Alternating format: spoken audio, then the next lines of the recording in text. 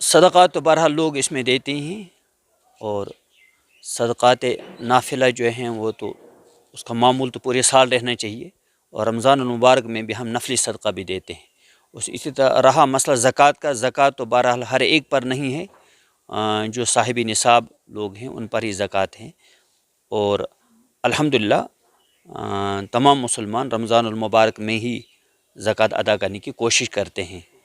اس نیت سے کہ اس میں زیادہ اجر ملے گا، زیادہ ثواب ملے گا۔ حالانکہ رمضان المبارک ہی اس کے لیے کوئی خاص نہیں ہے، بلکہ پورے سال میں کسی بھی مہینے میں زکوٰۃ ادا کی جا سکتی ہے۔ تو رہا صدقہ فطر کا تعلق، تو وہ تو بہرحال روزے سے اس کا تعلق ہے کہ رمضان المبارک کے روزے جب ہم مکمل کرتے ہیں، اس میں حکم ہے شریعت کا کہ ہم صدقہ فطر ادا کریں، اور اس کے دو مقصد ہیں۔ ایک تو یہ ہے کہ روزے میں جو کوتاہیاں رہ جاتی ہیں،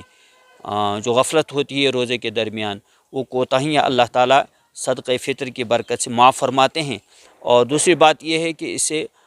غربا حضرات جو ہوتے ہیں وہ بھی عید کی خوشیوں میں شریک ہوتے ہیں، تو اس اعتبار سے بہرحال صدقہ فطر مقرر کیا جاتا ہے باقاعدہ۔ اور یہاں پر بھی الحمدللہ قصبہ ہندوارہ میں اس سال صدقہ فطر جو دیکھا گیا بازار میں، وہ آٹے کی ریٹ،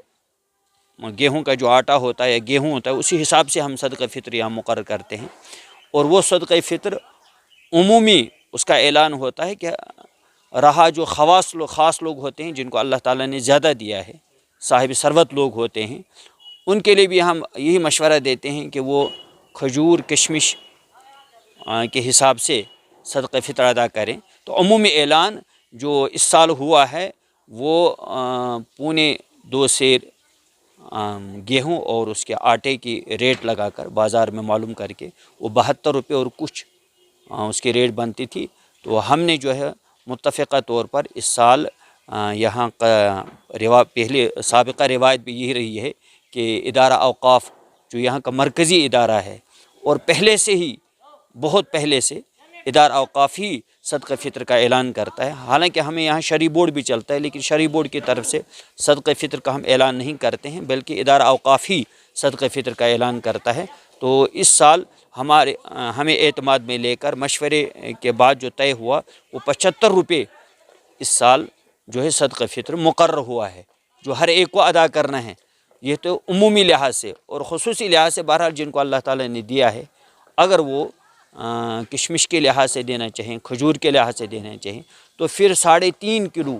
کھجور اور کشمش کی ریٹ بازار سے معلوم کر کے وہ اپنے صدقہ فطر ادا کر سکتے ہیں۔ ہاں، صبح صادق، عید کے دن جو صبح صادق ہوتا ہے، جب صبح طلوع ہوتا ہے، جب ہم فجر کی نماز پڑھتے ہیں، اذان پڑھتے ہیں، تو اس سے پہلے جو بچہ پیدا ہو گیا اس کا صدقہ فطر ادا کرنا ہے،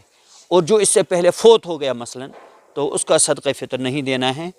تو جو بچہ صبح صادق سے پہلے پیدا ہو گیا، اس بچے کا صدقہ فطر بہرحال ادا کرنا ہے۔ صدقہ فطر تو ان کا نہیں ہے، لیکن یہ ہے کہ صدقہ تو دے سکتے ہیں، بہرحال ان کے اجر و ثواب کے لیے صدقہ دے سکتے ہیں، وہ پورے سال بھی دے سکتے ہیں، رمضان المبارک میں بھی دے سکتے ہیں، عید کے دن بھی دے سکتے ہیں۔ رہا صدقہ فطر کا تعلق، تو وہ روزے سے بہرحال ہے، ایک تو روزے سے ہے، دوسری بات ہے جو زندہ لوگ ہیں ان پر صدقہ فطر ہے۔ بہتر تو یہ ہے کہ صدقہ فطر جو ہے نماز عید سے پہلے ادا کیا جائے، اور بلکہ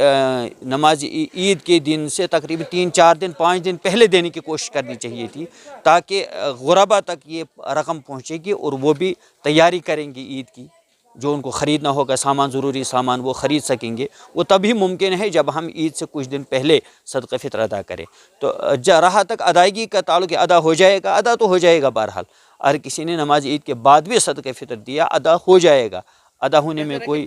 بہتر یہ ہے کہ پہلے دیا جائے تاکہ غربا تک یہ رقم پہنچ جائے اور غربا لوگ بھی اپنی ضروریات کا سامان خرید سکیں۔ صدقہ فطر ہر وہ شخص لے سکتا ہے جو خود صدقہ فطر دینے کے قابل نہ ہو،